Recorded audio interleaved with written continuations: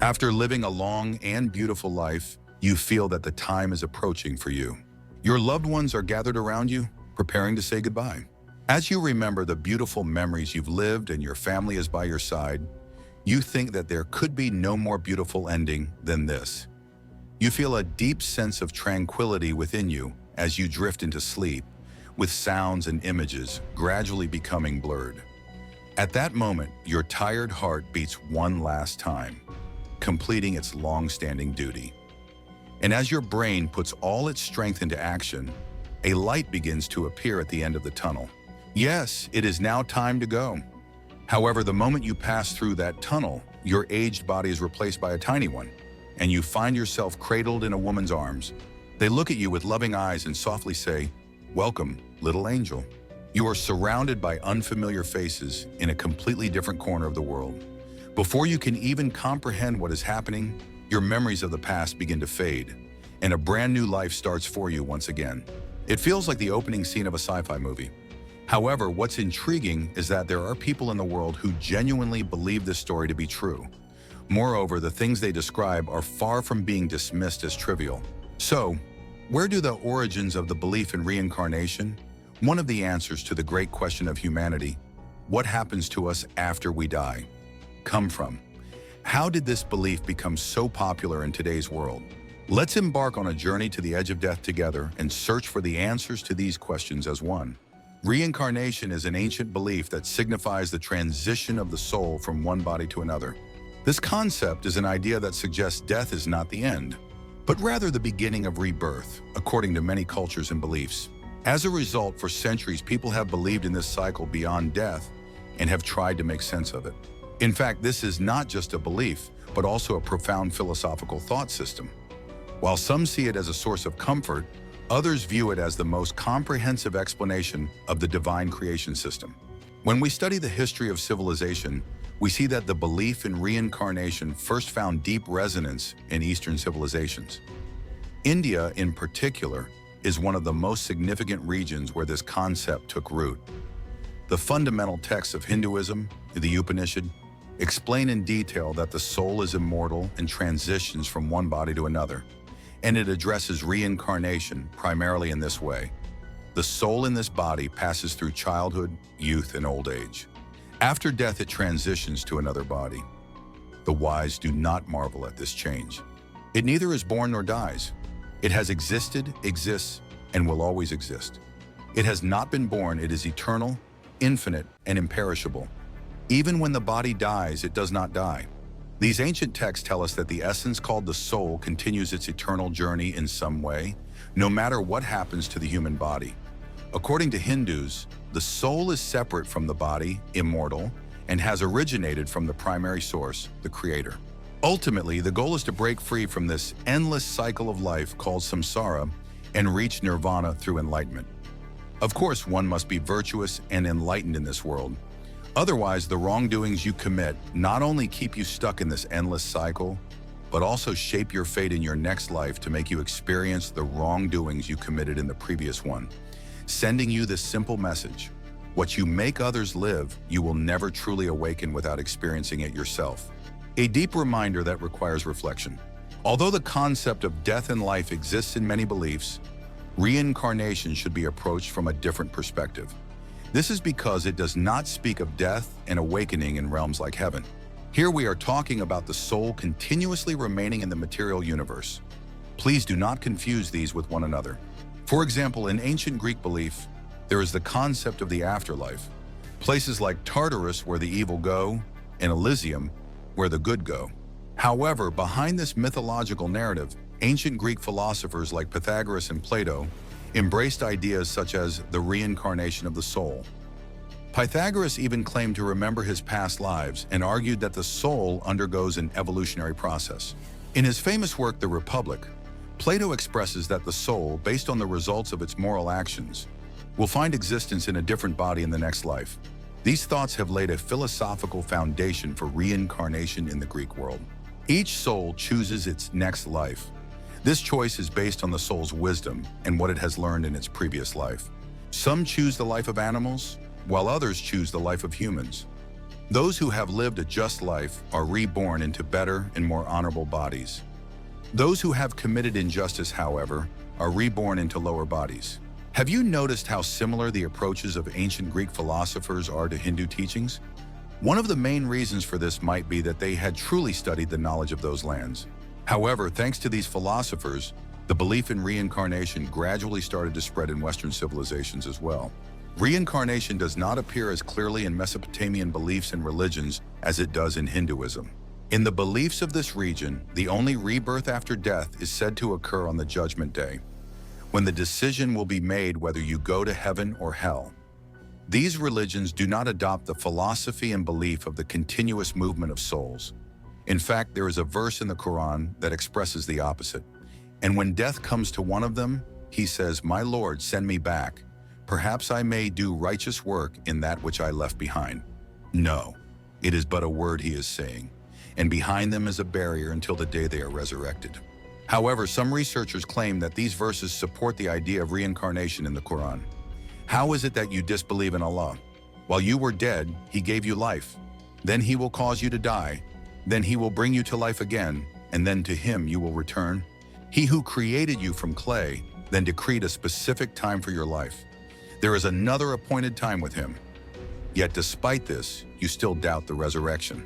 These are considered by some scholars to express the belief that we are born, die, and will be reborn on the Day of Judgment. Others, however, point out that the verses mention more than one birth and death, and therefore, they interpret this as referring to reincarnation and the idea that you will eventually return to him, suggesting a belief in the concept of nirvana in Eastern philosophy, where one believes that eventually we will return to the source. Of course, it's difficult to come to a definitive conclusion on this topic. After all, since no one has gone and returned, these questions remain unanswered. In fact, while this approach is correct, a slight adjustment is necessary. The statement, "There are no returnees," may not be entirely accurate. In 1926, India, in one of New Delhi's chaotic neighborhoods, a little girl named Shanti is born. At the age of 4, a series of strange events start shaking her family. Little Shanti claims to have memories of her past and says that her real name is Lukti and that she lived in the city of Mathura, 150 kilometers away from Delhi. It doesn't stop there. She even describes in detail how she died, an unexpected event from such a young child. After the child's persistent insistence, the family begins to investigate the girl's claims. They truly find the house and her former family as described by the little girl. The event becomes such a big news in India that a commission is appointed by Mahatma Gandhi to investigate the case. Little Shanti flawlessly recounts personal dialogues between her previous family members and many other details, with the majority of this information being confirmed for its accuracy by the commission. Of course, there are also opposing viewpoints regarding the events. Some claim that the information was leaked and the young girl was pre-taught, but these counterclaims have not been proven true. On May 5, 1957, the Pollock family in England, along with their 2 daughters, were involved in a car accident on their way to church. Unfortunately, the children lost their lives in the incident. A year later, their mother, Florence, gave birth to twin daughters. However, strange events began to occur immediately after the twins were born. Baby Jennifer had a birthmark on her back identical to that of her deceased sister. Additionally, she had a mark on her forehead resembling the wound her other sister sustained during the accident. The oddities didn't stop there. The young twins found toys that had belonged to their late sisters in the exact places their mother had stored them. Just like their deceased sisters, they recognized and claimed the toys as their own. As the twins grew older, they began sharing memories of their deceased sisters' lives and talking about the day of the accident. Jennifer, in particular, would freeze in fear when brought to the accident site and was extremely reluctant to get into a car. The case of the Pollock twins has been presented as significant evidence supporting the belief in reincarnation in England. However, some experts interpret this as cryptomnesia, where infants subconsciously record events they hear from family members and later reveal this information. However, this cannot explain the formation of the scar marks or the children's recognition of the toys. It is merely an attempt to explain the fear of the car and the fear on the way to the church. Such intriguing events catch the attention of Ian Stevenson, who worked at the University of Virginia. He dedicates his career to studying reincarnation cases for 40 years. Stevenson investigates over 2,500 reported cases of reincarnation worldwide and reports that children typically have such memories until a certain age, after which these memories fade away. I would like to give a few interesting examples of these. One of the most famous cases of Stevenson is the events experienced by a child living in the rural areas of Burma. The young child told his family about a former woodcutter named Sai, who was killed by a blow to the head with an axe for being involved in a theft incident. The young child provided detailed information about Sai, the person from their previous life. Stevenson and his team investigate the case. They discover that the person named Sai, as described by the child, did indeed live in the location the child mentioned and was killed in the manner described. Interestingly, the young child has a birthmark exactly where the axe strike is said to have occurred. This information was also found in the official reports. Another famous case of Stevenson is the experiences of a woman named Susan Hanum. Born in 1960 in Lebanon, Susan claimed at the age of 4 that she had lived another life. She provided her family with truly interesting details. For example, she claims that in her previous life, she was a woman named Hanan Hattad. She provides detailed information about her house, family, and the place where she lived. She even memorizes and constantly repeats the phone number she used in her past life. The curiosity of the little girl's family grows even more, and they dial the number. Indeed, the number belongs to Hanan Hattad's family, and after their conversation, it is discovered that Hanan passed away at a young age due to an illness she suffered from 10 years before Susan was born. The families meet, and the little girl flawlessly recalls the previous family members, as well as the memories she shared with them. Of course, these are quite extraordinary cases. Calling them 100% proof of reincarnation would not be accurate, because we always need to stay firmly grounded in reality. For instance, the most common counter-argument raised by skeptics of such cases is this: families teach these details to their children to gain popularity. Modern science does not directly investigate what awaits us in the afterlife, as religions and beliefs do, but it indirectly provides us with a wealth of information that we can benefit from on this topic. The first of these is the genetic memory theory. According to this theory, proposed by Stevenson, certain traumas, hardships, or memories experienced by our ancestors can be genetically transmitted to future generations through a process known as epigenetics. Just like a bird instinctively knows how to build a nest despite never having seen it before, Stevenson argued that some memories of children in reincarnation cases, particularly the events that caused their deaths and the birthmarks on their new bodies, might be connected through this mechanism. However, this theory falls short in explaining cases of individuals who recall past lives despite having no familial connection whatsoever. As a psychological treatment method, hypnosis and regression techniques sometimes lead to the treatment of highly interesting cases. Some case examples provided by modern science are as follows. In the early 1980s, the famous psychiatrist Dr. Brian Weiss shared the story of his most well-known case, that of a patient named Catherine. After years of treatment for severe neck pain and finding no relief in physical therapy or modern medicine, Catherine turned to Dr. Weiss. While applying regression therapy, Catherine, who regressed to her past, told her doctor that she saw herself in the Middle Ages and had been hanged to death. In his efforts to eliminate these traumatic memories, Dr. Weiss succeeds in alleviating Catherine's severe neck pain. Another similar case involves a medical school student named Samin. Due to the severe migraine attacks that she couldn't resolve, Samin sought hypnosis treatment. During the sessions, she claimed to have been a soldier in ancient times and said she died from a sword strike to her head. She even mentioned that the spot where she was struck was the same place where her migraines occurred. After the treatments, it was recorded that Samin's migraine attacks had ended. There are hundreds of examples like these, including treatments for allergies, phobias, and pain. The human subconscious is truly one of the greatest mysteries in the universe. Its depth cannot be accurately determined by anyone at this time. From subconscious memories related to our childhood, to cases showing past lives or traumas inherited from our ancestors, extremely interesting cases are emerging all over the world. Apart from these psychological events, there are other interesting phenomena we encounter. As modern technology and our understanding grow, the medical world's knowledge about the moment of death is also increasing. One of the latest discoveries in this area is that at the moment of death, the human brain literally exerts its full power for a brief moment. This power is intensely focused on areas of awareness and memory. We still don't know what consciousness truly is. Is it our soul, a form of energy? Or, as scientists suggest, does it represent a quantum state?